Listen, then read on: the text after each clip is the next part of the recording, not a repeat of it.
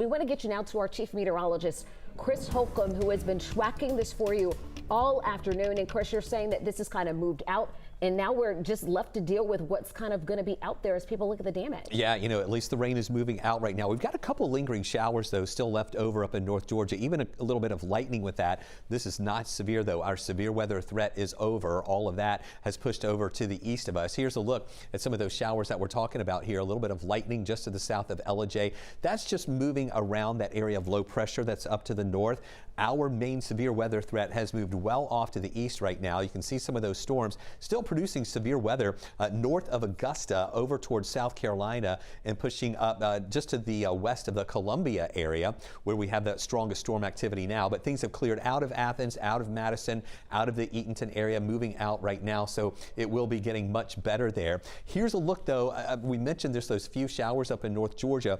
The parent low is well up to the north, and it's still rotating a little bit of moisture through parts of Tennessee. That's going to stay away from us. So while we could still have an isolated shower out there tonight, we're not expecting anything severe. Where the tornado watch that was supposed to expire at 7 was canceled early for us in Atlanta, then it did expire for the other areas. But the Storm Prediction Center did expand it until 9 o'clock for those areas over to the east and also down into central Georgia and southeast Georgia as well. So no severe weather threats tonight. We are going to be watching those winds, though. We had winds ahead of the storms, the really strong winds during the storms, and now behind the storms, some of those winds that'll be kicking up with that wind advisory that's going to be in effect until 11 o'clock. Sustained winds 15 to 20 miles an hour. I really think those wind gusts now are going to start letting up just a little bit too.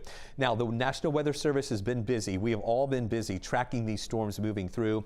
When we had some of these warnings a little bit earlier, the National Weather Service was mentioning radar confirmed tornado with debris signatures. Meteorologist Andrew Wilson has been watching how those storm reports have been coming in. And Andrew, we're getting more coming in now. Yeah, a lot of reports coming in, Chris. You know, 2022 was actually pretty quiet when it came to severe weather here in North Georgia, but 2023 has started off very active. This is our second round of severe weather for this year so far. Remember, last week we had a few severe storms pass through. Now we have these reports that are coming in from all of our thunderstorm activity earlier on today. First, I take you down to Spalding County. This is in Griffin. We've already heard about some of the damage reports down there from Bobeth as well as from Cody. You see that we've had significant structural damage in the town of Griffin. Numerous structures reported and damaged or destroyed, and we have some of that damage that even stretches well off towards the north and east, even heading towards the Locust Grove area there. Looking down into portions of Troup County, this is where they had the tornado confirmed by radar and damage reports as southeast side of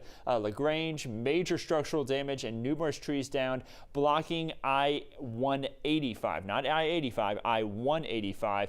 A lot of trees down all across the region. And when we look further off to the west, you can see that there are even more reports that were down towards areas of Alabama, just south of Randolph County. This is when we first came on air way earlier this afternoon, around 2:30. Meteorologist Chesley McNeil and Chief Meteorologist Chris Holcomb were on all afternoon, keeping everyone updated as these storms moved closer to us. And we were watching these storms all throughout the day. Way earlier today, we had a tornado reported down towards Selma, Alabama, caused a lot of damage down there for them. And you see, it's not just us. Look at our neighbors in Alabama. They have a lot of storm reports there now, and you'll notice that over for us, there's really not a lot of reports on there just yet. That's because the National Weather Service in Peachtree City is still very busy trying to keep track of everything that's happening out there, especially for areas well down to our south and east. And they're trying to gather up all these reports that came in over the last few hours. They're going to give them to us, and we're going to share them right here with you on air and on 11alive.com. Now, Chris, cold air is on its way. Yeah, and we're already seeing those temperatures falling. We got up to 70 degrees for a high temperature today ahead of those storms. And now we are watching the skies clearing tonight. But look at these temperatures falling. We move down into the 40s here by tomorrow morning. Still with some of those clouds that'll linger around early tomorrow morning with that cold air in place. And then high temperatures tomorrow holding in the 40s. We won't even make it up to 50 degrees for a high tomorrow. So there's that main band of rain, the stronger storms that are pushing off to the east. But, you know, I showed you some of those showers up in North Georgia. Those will continue to wrap around that area of low pressure, and then those will exit during the nighttime hours tonight as well. But then tomorrow, as that colder air comes in and there's still a little bit of lingering moisture up on the north side, it is possible that there could be a few flurries up in far North Georgia tomorrow tomorrow during the late morning hours and into the afternoon. Surface temperatures look to stay above freezing, so we're not really expecting any accumulation or any issues there, but just know up in North Georgia, you might see some blowing flurries around. We don't expect any of those here. We're just going to watch those clouds sticking with us, the cold air in place.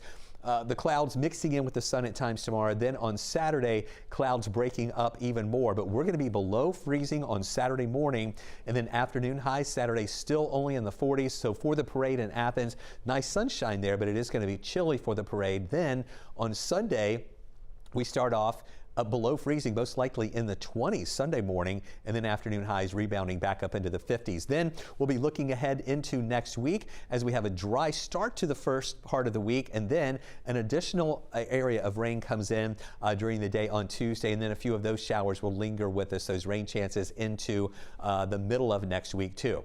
So 45 degrees for a high tomorrow. That's after getting up to 70 today.